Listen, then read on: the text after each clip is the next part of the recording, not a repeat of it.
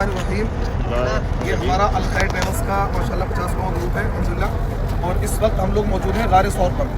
غار ثور کی تھوڑی سی ہسٹری میں آپ کو بتاؤں گا۔ پیچھے دیکھیں غار ثور وہ ہے اور تقریباً اس کی اونچائی کافی ہے، 4000 فٹ اونچائی ہے۔ اگر آپ کو کبھی اوپر چڑھنا ہو تو 5 روپے دیں، ہوٹل سے باہر نکلے ٹیکسی والا آپ کو یہاں چھوڑے گا، اس کو واپس کر دیں اور پیدل پیدل یہ راستہ اوپر ہوا ہے۔ تقریباً 2-2.5 گھنٹے آپ کو لگے گا، آپ انشاءاللہ اوپر پہنچ جائیں گے۔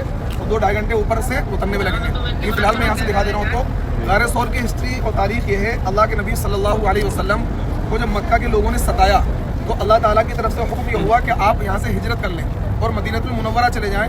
مدینے کے لوگ پہلے سے کچھ لوگ ایمان میں داخل ہو چکے تھے، جو دوسری بیعت اللہ کے نبی نے ان لوگوں سے کی تھی۔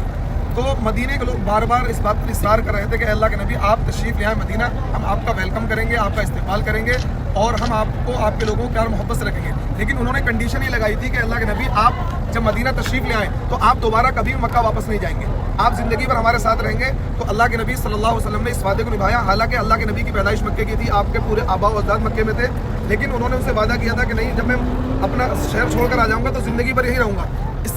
تو اللہ کے نبی صلی اللہ علیہ وسلم رات میں نکلے۔ کفار مکہ نے پوری پلاننگ کر لی تھی اللہ کے نبی کو نعوذ باللہ قتل کرنے کی، کہ ہم ان کو یہاں سے جانے نہیں دیں گے۔ اللہ کے نبی نے اپنے بستر پر حضرت علی کو لٹایا اور کچھ امانتیں لوگوں کی اللہ کے نبی کے پاس رکھی ہوئی تھی، پیسے وغیرہ، اور ان کے حوالے کی کہ جو لوگ آئیں ان کو یہ چیزیں دے دیں، لوگوں کی چیزیں ہیں۔ اور اللہ کے نبی نے حضرت ابوبکر صدیق رضی اللہ تعالیٰ عنہ کو ساتھ لیا اور مکہ المکرمہ سے باہر نکل آئے۔ مکہ المکرمہ سے تقریباً میرے خیال میں 5 سے 7 کلومیٹر کی دوری پر ہے۔ جب یہاں پر پہنچے تو کفار پیچھے تھے، کفار پیچھا کر رہے تھے اللہ کے نبی کو پکڑنے کے لیے، کسی طریقے سے پکڑ کر قتل کر دیں۔ تو اللہ کے نبی صلی اللہ علیہ وسلم آئے اور حضرت ابوبکر صدیق آپ کو لے کر پہاڑ کی چوٹی پر چڑھ گئے۔ جہاں پر ہم کھڑے ہیں یہاں بھی پہاڑ ہوا کرتے تھے، سعودی گورنمنٹ کاٹ کر پہاڑوں کو یہاں پر محلہ باقاعدہ بسا دیا ہے، اور اس پہاڑ کی چوٹی پر ایک غار ہے، اس کے اندر جا کر حضرت ابوبکر صدیق رضی اللہ تعالیٰ عنہ نے صفائی کی اور پھر اللہ کے نبی صلی اللہ علیہ وسلم کو اپنے سانوں پر لٹا دیا اور یہ کہا آپ آرام سے تشریف فرما ہو جائے، سو جائیں۔ اللہ کے نبی سو گئے، جس کا ذکر قرآن پاک میں ثانی اثنین اذ ہما فی الغار اذ یقول لصاحبہ لا تحزن ان اللہ معنا۔ اب کفار ڈھونڈتے ڈھونڈتے بالکل غار کے قریب آ گئے اور ان کے پیروں کی آہٹ حضرت ابوبکر صدیق سننے لگے۔ حضرت ابوبکر صدیق گھبرائے کہ اب کیا ہوگا، اب تو ہمیں پکڑ لیں گے۔